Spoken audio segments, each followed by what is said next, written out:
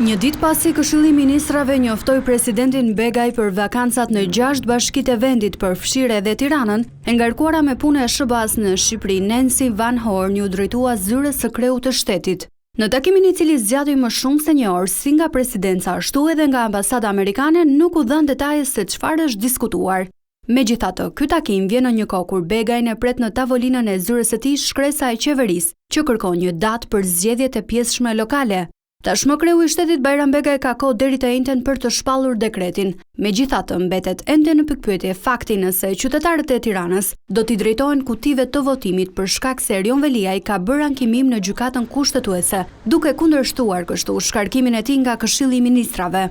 Datat që përkojnë me afatet për zgjedhjet e pjesëshme janë 2, 9 dhe 16 nëntor dhe kjo zgjedhje do të bëhet nga vetë presidenti Begaj, ku më pas partitë politike duhet të përgatiten për fushatën elektorale.